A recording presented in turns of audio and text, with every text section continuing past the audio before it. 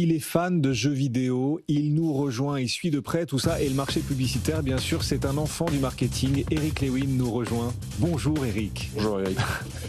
Je me sens refroidi par cette entrée-là. Jeux vidéo, je crois que j'ai jamais joué de ma vie. J'ai joué une fois avec mon fils, j'ai perdu 23-0 à FIFA 2002 ou 2003 ou 2004. C'est un bon moyen d'attaquer. Ouais, faut bien commencer. Ouais. Il est stratège action pour Bourse Direct. Ravi de vous retrouver Eric. Moi aussi. Capgemini, il faut qu'on en parle justement aussi de ce titre Capgemini parce que de plus en plus d'experts, en tout cas un certain nombre d'experts, encore assez nombreux, nous disent qu'il faut vraiment se méfier de cette valeur, il ne faut pas y aller. Ben vous n'êtes pas d'accord avec eux, vous dites bullshit. Vous foudroyez cette idée que Capgemini mérite ses mauvaises performances boursières. Ils ont quand même en face de l'IA, pas mal de concurrents, mais vous y croyez encore quand même. Voilà, on commence par les fondamentaux. Donc, moins 16% depuis le début de l'année, 7e plus mauvaise performance du CAC 40. Les fondamentaux, franchement, la dernière publie, plus 3% pour le chiffre d'affaires, plus 7% sur l'Amérique du Nord, ça se tient plutôt bien. Sur l'ensemble de l'année, on attendait une décroissance, on aura entre plus 2 et plus 2,5, avec une marge opérationnelle entre 13,3 et 13,4. C'est intéressant. Moi, ce que je trouve intéressant dans le dossier, c'est qu'il y a une décote énorme par rapport aux comparables. Ça vaut 10 fois les bénéfices 2025. Les comparables sont entre 14 et 15 fois. Alors, pourquoi ? Moi, je trouve que toutes ces justifications autour de la disruption, autour de l'intelligence artificielle sont complètement galvaudées. Je trouve qu'on s'inquiète un peu trop de cette intelligence artificielle. Pourquoi ? Parce qu'il y a deux sortes d'intelligence artificielle. Vous avez l'intelligence artificielle générative qui crée du texte, des vidéos qu'on connaît, et puis on a ce qu'on appelle l'intelligence artificielle agentique. C'est des agents. Ça permet de comprendre l'objectif et surtout d'exécuter les tâches. Et donc Capgemini, eux, se sont positionnés sur cette intelligence agentique.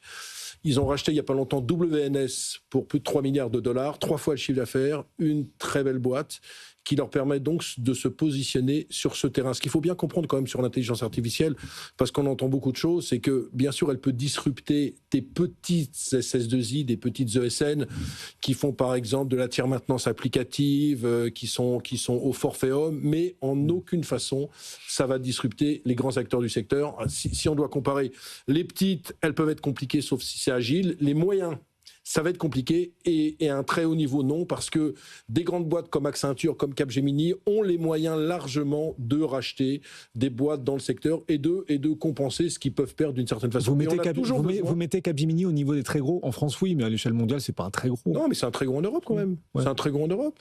Et si vous voulez, cette histoire, eux, ils ont du cash, et ils peuvent se permettre d'avoir le triptyque Big Data, cloud et intelligence artificielle. Et donc, ils sont positionnés, et c'est plus une ESN comme on avait l'habitude de dire il y a quelques années. Juste Eric, il faut que l'entreprise est probablement sous-évaluée, on peut tomber d'accord là-dessus, mais il faut aussi que la direction donne envie au marché d'acheter. Ce qui s'est passé lors de la dernière publication, vous avez certainement suivi, c'est que la publication était très bonne, mais dans le call qui a suivi, le directeur général Ayman Ezzat a dit « Nous n'attendons pas d'amélioration significative au 4e trimestre par rapport au 3e ». Et l'action qui grimpait de 8% au début de la séance a fini, je crois, en hausse de 1. On a perdu 7 points entre le début et la fin.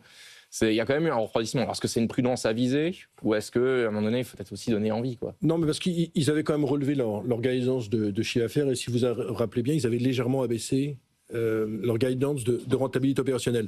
Mais moi, surtout, ce que je veux dire quand même sur ce dossier, c'est vrai qu'il y a un petit peu de prudence de la part de la direction qui peut faire frémir, mais on a vraiment le sentiment qu'ils sont extrêmement bien positionnés justement sur cette intelligence artificielle qu'on appelle l'intelligence artificielle agentique, sur lequel ils sont bien positionnés, qui devrait leur permettre de prendre des parts de marché. Donc moi, je trouve que les cours actuels, c'est vraiment un moment de voir le titre, parce que 10 fois les bénéfices sur Capgemini, alors que ma feuille s'envole, mais c'est pas grave. J'ai tout en tête.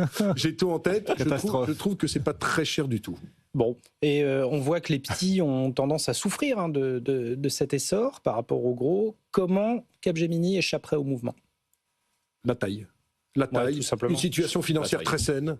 Mais oui, parce que quand vous êtes une petite entreprise, d'abord, il faut savoir que les grands donneurs d'ordre, moi j'ai pas mal de copains dans des SS2I qui font, disons, entre 500 et 600 millions d'euros de chiffre d'affaires. Il y a de plus en plus de donneurs d'ordre qui veulent travailler avec des très grosses SS2I.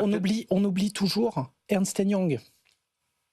Attention, ça compte. C'est un nom qui compte, c'est un nom structurant, c'est une marque, c'est quelque chose à l'intérieur de Capgemini. Ouais.